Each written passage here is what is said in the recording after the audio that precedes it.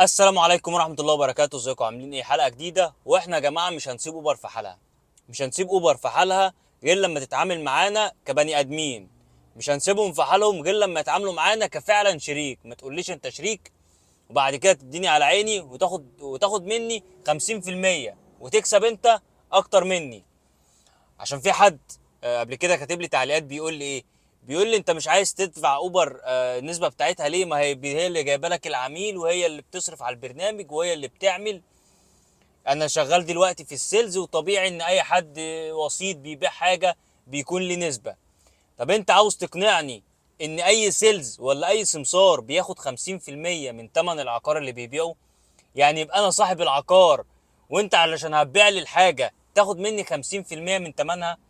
يعني انا اروح اشتري عربيه وانا اللي شغال وانا اللي بصينها، وتيجي انت عايز تاخد مني نص اللي انا بكسبه؟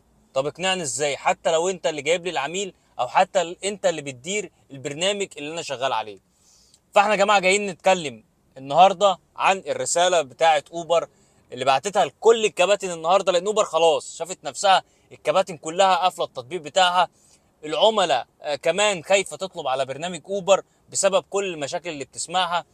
من الاخر الناس كلها قرفانه من برنامج اوبر. حتى الناس اللي العملاء يقول لك اوبر بقى غالي قوي وبدفع فيه فلوس كتير ومفيش اي خدمه ومفيش اي حاجه.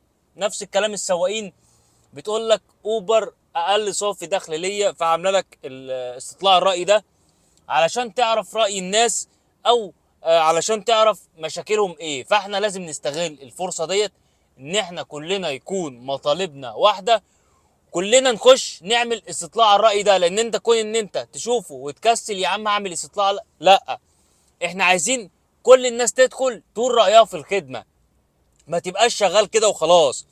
وكمان لازم نوحد تعليقاتنا علشان يعرفوا ان كلنا رأينا واحد، وهنحط لهم كلنا مع بعض رسالة علشان يعرفوا ان كلنا بنعاني من واحد اتنين تلاتة اربعة. بص، هو بعت لك الصبح بيقول لك ايه: يبدأ التغيير بصوتك انت، نعتقد بان امكان اوبر تقديم خدمه افضل ومش عارفه ايه. قال يعني انت بقى ايه؟ انت صاحب الصوت واحنا مش عارفين نحسن لك الخدمه ازاي، فانت قول لنا نحسن الخدمه ازاي، انت عرفنا نعمل لك ايه علشان الخدمه تكون احسن. فانا دخلت بقى كتبت ايه التعليقات طبعا على الراي في كل حاجه ورزعتهم بقى سيء سيء سيء. ولكن اللي انا عايز اوصله لك ان انت في كذا سؤال بيجيب لك مكانهم ايه، ان انت تحط اجابه اضافيه او حط اجابه غير اللي هو عاملها لك، غير الاختيارات اللي هو جايبها لك. يعني هو جايب لك هنا مثلا في السؤال ده: متطلبات اقل، خدمه دعم افضل، مشاوير اكتر. فعندك تحت كلمه غير ذلك. غير ذلك دي عايز كل الناس تدخل عليها تكتب الاربع حاجات اللي احنا قلناهم في فيديو المقاطعه. ان انت عاوز اوبر تقلل نسبتها، ان انت عاوز في الكيلو مش اقل من 5 جنيه، ان انت تقفل قصه الرحله المثبته.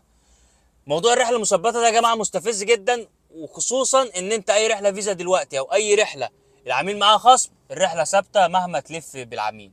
فانت دلوقتي تيجي تتكلم مع العميل تقول له غير اللوكيشن او مش هينفع استناك كتير لان الاجره ما بتتحسبش، يقول لك يا باشا كل حاجه بتحسب، البرنامج بيحسب كل حاجه، انت ايه مشكلتك؟ فتكتشف ان انت كل اللف دوت كان على الفاضي.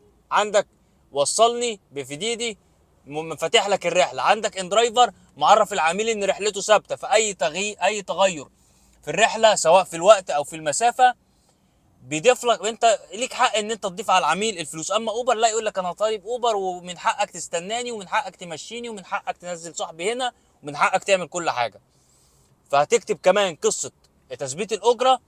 واخر حاجه، انا متوقف عن العمل في اوبر حتى ان هي المطالب بتاعتي دي تحصل. وده اللي احنا بنسعى وراه، وده اللي احنا بدأناه وعاوزين نكمله مع بعض. ما تكسلش، ما تقولش ما فيش حاجه هتتغير، ما تقولش يعني هو انا صوتي بس هو اللي هينفع، هو لما انا بس اقفل التطبيق كده الدنيا هتتغير. ايوه هتتغير، لو كل واحد فينا فكر بالطريقه ديت مفيش حد هيعمل حاجه ومش هنوصل معاهم لاي حاجه، وهيدونا على عيننا اكتر طول ما هو شايفك ساكت. يعني هو ايه؟ يعني عمال يسوق لك يخلي الخدمه اسوأ ويلاقيك ساكت يروح مديك على عينك تاني يلاقي الخدمه اسوأ.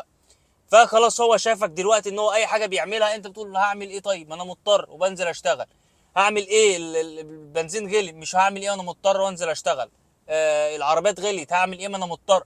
فهو بيلعب على نقطة ضعفك. انت لو بينت له ان انت مش فارق معاك التطبيق ومش فارق معاك ان انت تفتحه، هتبص تلاقي الاسعار اتعدلت. وبالتالي لو الاسعار بتاعت اوبر اتعدلت، هتبص تلاقي الشركات التانية خافت وزودت هي كمان التسعيرة. لان لما اوبر تقلل نسبتها، كل شركات الكباتن كتيرة ترجع تشتغل اوبر تاني، فالشركات المنافسة هتضطر ان هي كمان ان هي تعلي التسعيرة بتاعتها. فيا جماعه بالله عليكم محدش يكسل. ادخل قول رايك في الاستفتاء دوت. شير الفيديو ده لاصحابك، اعمل لايك وكومنت. سلام عليكم.